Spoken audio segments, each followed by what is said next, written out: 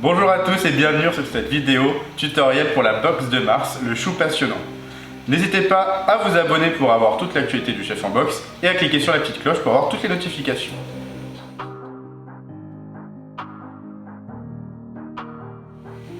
On va commencer par faire notre Namelaka Inspiration Passion parce qu'il va avoir besoin de reposer un petit peu au frais. Pour ça, j'ai déjà hydraté ma gélatine parce que ça va lui prendre une petite dizaine de minutes. Donc c'est juste mélanger mon eau et ma gélatine en poudre et laisser de côté pendant une petite dizaine de minutes. Ensuite, je vais prendre mon Inspiration Passion et je vais la mettre à fondre au bain-marie. Pendant ce temps-là, ça vous laisserait le temps à vous de préparer votre pesée de crème et votre pesée de lait. On se retrouve dès que le chocolat est fondu.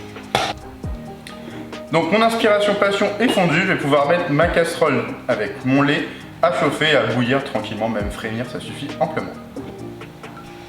Donc là mon lait est en train de frémir, donc je vais juste mettre ma gélatine à l'intérieur. Donc ma gélatine qui a bien été hydratée pendant au moins 10 minutes. Je mélange pour bien la faire fondre. Ce qui va assez vite, hein. Et ensuite je vais déjà verser la moitié environ de mon lait dans mon Inspiration Passion fondue, juste pour réaliser l'émulsion. J'ai juste à mélanger en restant bien au fond.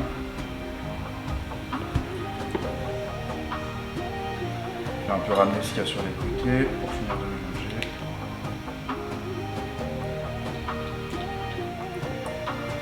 Ça c'est bien incorporé. Je vais pouvoir mettre la moitié de ce qui me reste.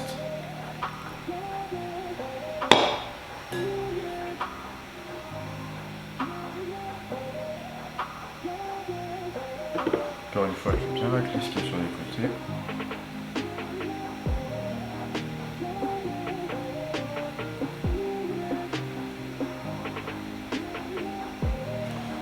Je vais finir par ajouter la fin.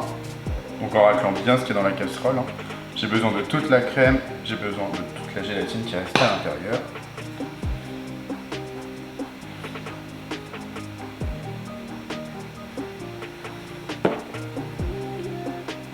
Et ensuite, je vais finir par ajouter toute ma crème froide en une fois. Pareil, je corne bien.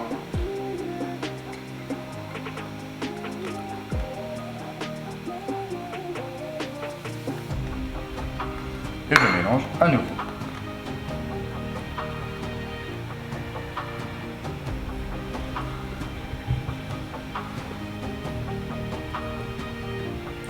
Je cherche encore une fois ce qu'il y a sur les côtés. Le but c'est vraiment d'avoir quelque chose d'homogène.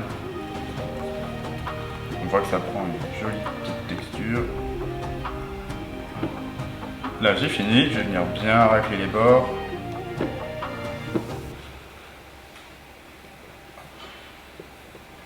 Donc là, notre Namelaka il est prêt. Il va juste falloir maintenant le laisser reposer. Donc je vais le filmer au contact et le laisser au frais pour 2-3 heures histoire qu'il prenne de la texture. On va pouvoir attaquer la pâte à choux. Pour ça, dans ma casserole, j'ai déjà mon lait. Je vais y ajouter mon beurre. Et en fait, je vais mettre ça à chauffer au départ tranquillement le temps que le beurre fonde. Une fois que mon beurre sera fondu, je pourrai accélérer ma cuisson pour pouvoir faire bouillir le tout. Quand ce sera en train de bien bouillir, quand je dis bien bouillir, il va falloir que ça monte un petit peu. Je vais ajouter toute ma farine en une fois, je vais éteindre mon feu et je vais mélanger pour faire ma panade. Donc là, maintenant que mon beurre est fondu, je vais pouvoir accélérer un petit peu, c'est-à-dire monter la puissance de ma plaque pour que ça bouillonne. Donc là ça bout bien, je vais verser toute ma farine en une fois. Je vais mélanger et je vais éteindre mon feu, juste le temps d'agglomérer un petit peu plus ma panade, c'est-à-dire de bien incorporer ma farine. Et ensuite je rallumerai ma plaque à température moyenne. Donc là, je suis toujours feu éteint. On y va, hein. Là on peut se faire plaisir. Si on a des trucs qui vont pas dans la vie, on écrase.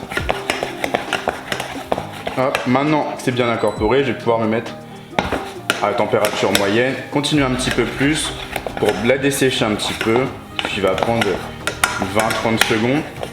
On voit que j'ai quelque chose de bien lisse, avec une petite peau bien au fond, et quelque chose d'homogène qui colle bien. Donc là du coup je vais pouvoir tout débarrasser dans un cul de poule que j'avais préparé, juste ici, et on voit que ça se décolle sans que j'ai besoin de gratter.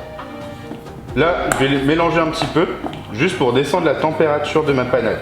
Parce que là on est très chaud, et si j'incorpore mes œufs directement, ils vont juste coaguler à l'intérieur, ce qui du coup ne va pas nous apporter la bonne texture de notre pâte à choux. Et bien à peu près 4 heures plus tard, ça y est, notre panade est redescendue en température. Non, trêve de plaisanterie, ça m'a pris 5 minutes, juste à mélanger, et encore ça dépend un petit peu. Le fait de changer de contenant, ça m'a déjà bien aidé. Mais maintenant que je suis aux alentours de 60 degrés, je vais pouvoir incorporer mes œufs à l'intérieur, mais je ne vais pas tout incorporer d'un coup. Je vais juste les incorporer au moins en 3 fois. Donc là déjà j'ai mis un premier tiers et je vais mélanger jusqu'à ce que ce soit homogène. Parce que si je vais trop vite, et ben du coup ça va juste me faire des grumeaux et pas avoir une pâte à choux bien homogène. Donc maintenant que j'ai cette texture, je vais pouvoir incorporer ma deuxième partie. Donc à peu près un deuxième tiers. Et je remélange à nouveau jusqu'à avoir une texture homogène. Donc là, ma deuxième partie est bien intégrée, je vais pouvoir ajouter la dernière et mélanger.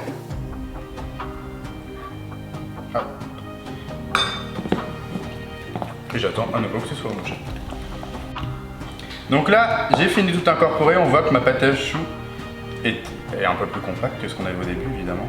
Mais du coup, on voit qu'elle garde quand même une certaine souplesse. Si jamais vous avez l'impression que c'est vraiment trop dur chez vous, n'hésitez pas à ajouter quelques petites gouttes de lait pour la rendre un petit peu plus liquide. Un tout petit peu, pas trop non plus, c'est trop liquide, on n'arrivera pas à avoir une belle pâte à choux.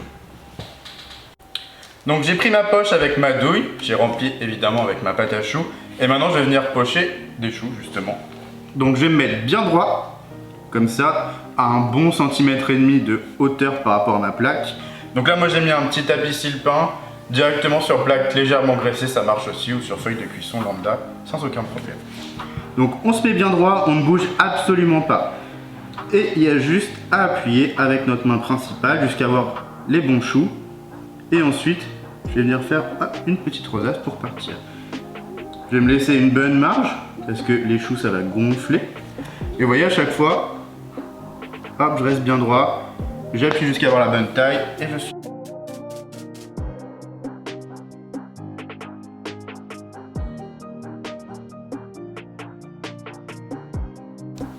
Donc si jamais vous avez des petites pointes un peu trop prononcées, j'ai juste pris un peu de beurre fondu, je vais prendre ma cuillère que je vais tremper dedans et j'ai juste en fait à passer par-dessus pour lisser tout ça. Ça va permettre d'avoir un chou qui va être un peu plus joli sans la petite pointe qui risque en plus de cuire d'abord et d'être un tout petit peu trop sèche.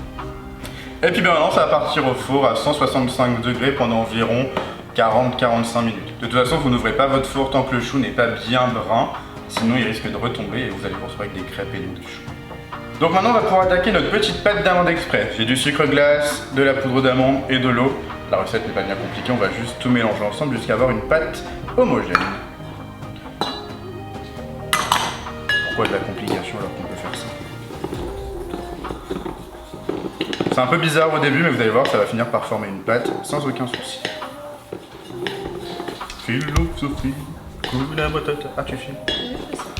Ah, tu couperas.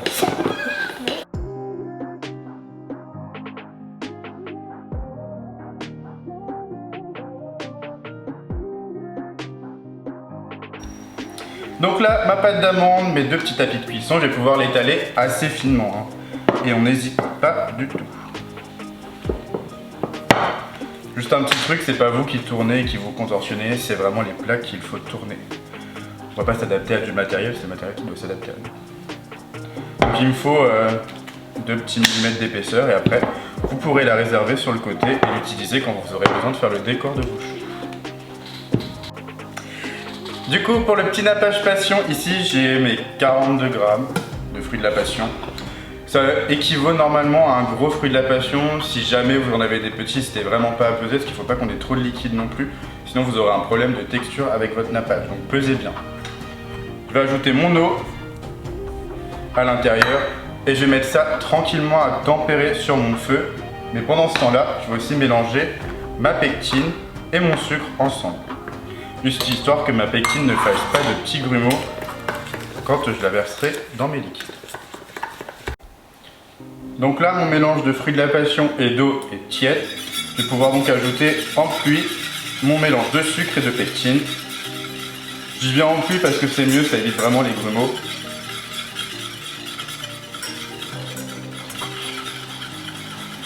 Et ensuite, je vais porter le tout à ébullition.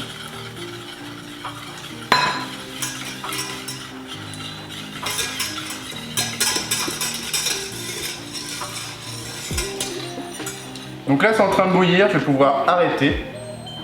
Et je vais laisser de côté jusqu'à ce que j'en ai besoin. Si besoin, je le réchaufferai un tout petit peu parce que j'ai vraiment besoin que mon nappage soit chaud pour pouvoir napper mes petits disques de pâte d'amande.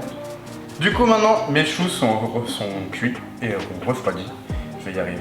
On va prendre donc 3 choux juste pour vous montrer, mais évidemment vous faites les 6. Je vais pas découper tout en bas ni au milieu, je vais vraiment me laisser 2 tiers en bas, histoire de bien remplir. Et un tiers en haut, je vais bien couper mon petit chapeau comme ça. Faites attention à rester bien droit, parce qu'en général, on a un peu tendance à partir en biais. Et du coup, ce sera un peu dommage. Et après, n'hésitez pas à creuser la mie, parce que l'objectif, ça va être de bien garnir avec notre Namelaka Passion. Je mets ça de côté, et puis je vais couper mes 3 pour vous montrer comment les garnir.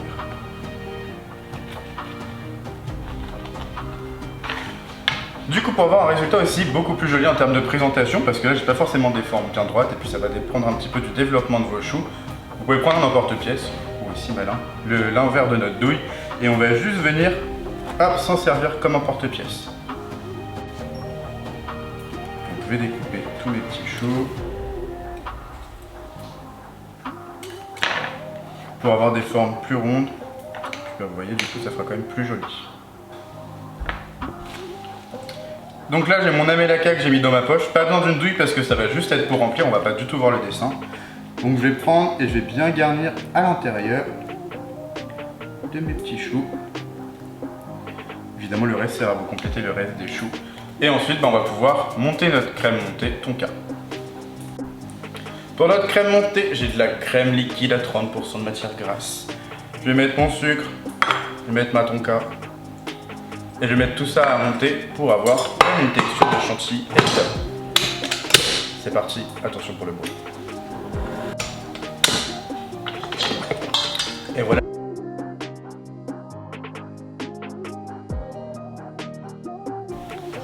Donc ma petite crème montée Tonka est à l'intérieur de ma poche avec la douille cette fois parce que je veux un beau dessin. Je vais me mettre à 1 bon centimètre de haut par rapport à mon chou et je vais juste faire une bonne boucle, un bon petit tour comme ça.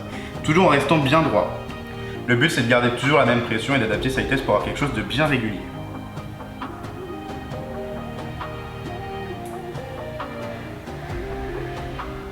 Il faut de la garniture, il faut de la gourmandise. Et voilà, on met pas les dessus tout de suite parce qu'il va falloir qu'on mette la pâte d'amande et le nappage par-dessus. Donc là on a notre pâte d'amande, je vais prendre la même forme quand je me suis servi pour détailler les dessus de mes choux. Je vais juste venir en couper 3 pour l'instant. Hop. Je vais venir les récupérer. Si jamais votre pâte d'amande est trop molle, n'hésitez pas à la passer un tout petit peu au congélateur, c'est très fin, ça va pas prendre longtemps. Il n'y a aucun souci, ça va vous permettre de la manipuler beaucoup plus facilement. Sinon vous voyez avec une petite palette ça se fait aussi, mais ça dépend aussi de l'environnement, s'il est vraiment chaud ou pas. Hop. Je vais prendre ça, ça va partir sur le côté. Je vais aller récupérer mon nappage qui est en train de chauffer délicatement. Hop, je vais prendre mon petit pinceau. Donc du coup, je vais juste commencer à mettre un petit point de nappage. J'évite de prendre les grains pour cette petite partie parce qu'en fait ce petit morceau de nappage, il va juste me servir à coller ma pâte d'amande sur le dessus de mon chou. Puis je vais reprendre mon petit cercle, enfin mon petit disque de pâte d'amande. Et je vais venir bien le coller par-dessus. Et le faire adapter au maximum la forme de mon petit chapeau.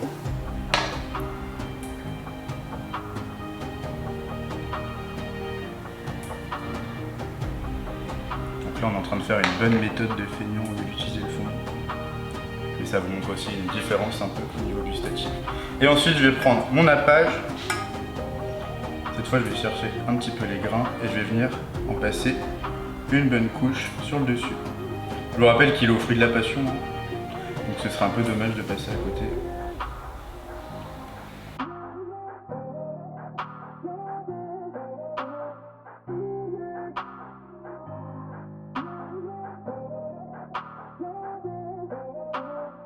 Donc vous voyez maintenant j'ai mis mes petits chapeaux avec la pâte d'amande et notre nappage passion. Il vous reste plus qu'à les déguster. À une prochaine vidéo le mois prochain.